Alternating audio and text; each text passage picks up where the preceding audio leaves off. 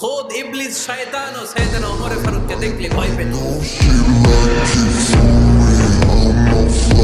আমরা আমাদের ছেলে মেয়েদেরকে যদি খাবার না খাই আমরা কি বলি? আম্মু খাবার খাও। কি আসবে? ভূত আসবে, বিড়াল আসবে, বাঘ আসবে। এগুলো গাজীপুরে বলে না বলে। আপনাদের ছোট্ট মেয়েটা যদি রাত্রে খেতে না চায় আপনারা লোকমা তুলে কি বলেন? এই তাড়াতাড়ি খাও, কি আসবে?